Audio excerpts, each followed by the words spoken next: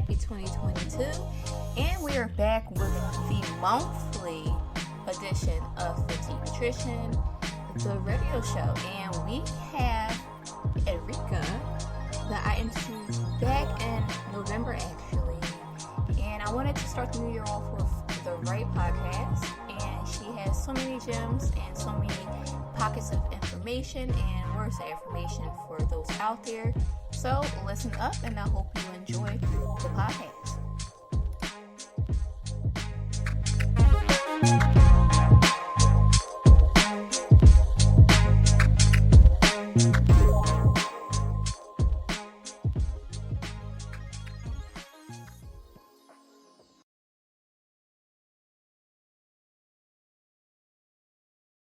Alrighty, so today we have Edricka, and we are going to ask her about her fitness journey today.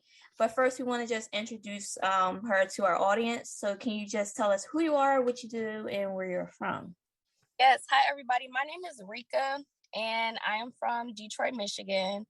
I currently am a lead manager as a social worker at a nonprofit organization here in Detroit. And I started this fitness journey probably about 2 years ago. Okay. And why did you start your fitness journey? One of the main reasons, to be honest, was my health. I'm not sure if people are familiar with the term BMI, but it's body mass index. And when you go to the doctor, typically they'll give you like a number or a score to, tell you where you fall in line. And I don't think there's ever been a time where I've never been in the obese or super obese category, because I am short. I'm only 5 feet, maybe 5'1" on a good day. And my weight at the time was like 230 or possibly more. At one point I really stopped even clocking my weight. But my BMI was high, and the doctor told me I had high blood pressure at the time, high cholesterol. And one of the ways to get that down without being on 10 medications at 25 was to try to lose some weight. And so it took me a long time to even get into the swing of things. I didn't even start, I was 29. Yep, I was 29 when all of this started. So initially it was due to health reasons. But after that, it started to be more personal. Mm-hmm. And more personal by, what do you mean by that? So just in how I feel about myself when it comes to confidence and, self-love, mm-hmm. That's the main things that I've kind of discovered on this journey, which is super important. I feel like in the past, I kind of allowed people, men, to, manipulate, to use me, because I was not confident in myself. So I figured, hey, if this person likes me or loves me, I'm gonna keep him around, mm-hmm. regardless of the toxicity, you know what I mean, in the relationship, red flags everywhere. But, because they say they like me and love me, it was the non-respect that I didn't have for myself at that time. So that's what I mean by personal, like the self-love portion. Okay. So what is the biggest lesson that you've learned on your journey so far? That's a great question. I feel like it's so many. The biggest lesson is, I would say, not to let other people be so judgmental of you. Like, everyone is entitled to an opinion, but not to let that kind of guide or lead the way in your decision making, like really in any part of life, whether it's health, fitness, or just even in your everyday work life. Mm-hmm.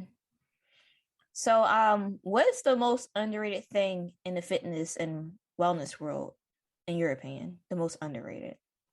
In my opinion, I'm going to say the food portion, because you see people promoting and things, you're looking at the results. You're looking at the after effect. I feel like people really don't touch on all what you have to do to get to these steps. You see these influencers on Instagram, and they got the 6-pack, they got the, you know what I'm saying?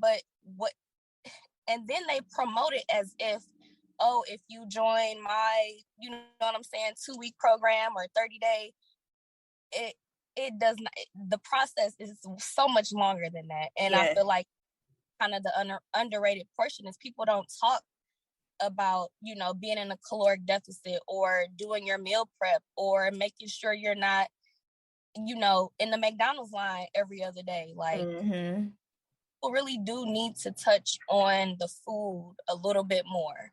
I feel like before I started this process, I'm just thinking, you know, if I go to the gym, we gonna be good. But it has to be a balance.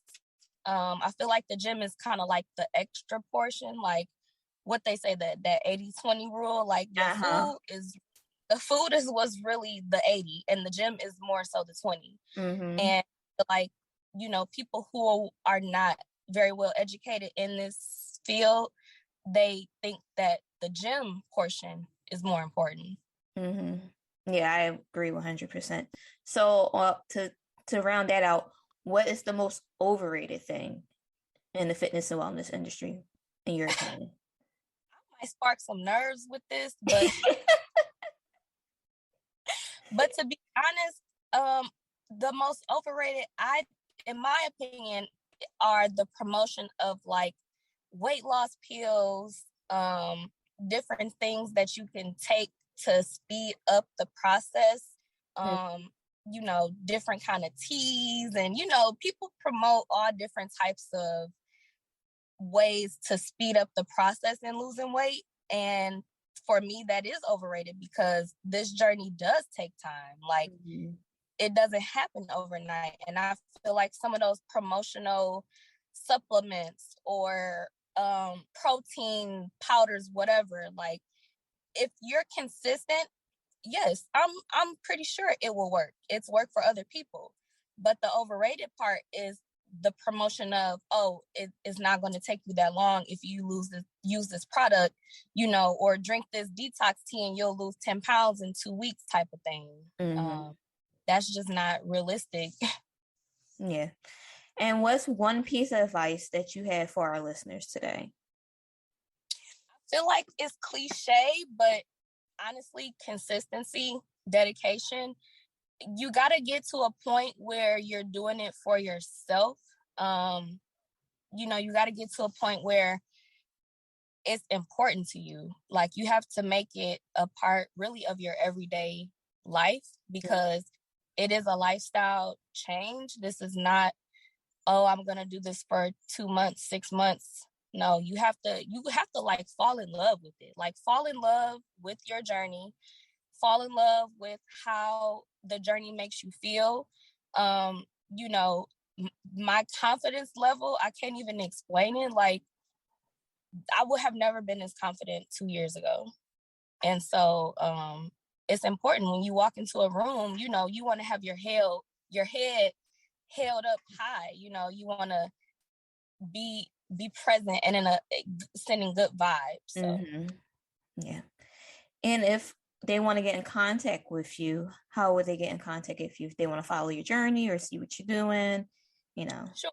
So my Instagram is Bodied by Rika, RICKA. And that's also my email as well, bodyedbyrika@gmail.com. All right. So everyone, that was our interview with Rika. So we want to thank her for taking the time out today to share her journey, and we'll share another journey in the future. All right, everyone, that's our podcast for today. If you liked what you heard, please like and subscribe to whatever platform you're listening to. And if you would like to watch the full video, we do it in 2 parts, sometimes 3. You have to check it out on YouTube at the Fit to Eat Nutrition channel. And if you would like to be a guest on our show, just email me at info@fittoeatphilly.com so we can talk and you can share your story and help inspire others as well.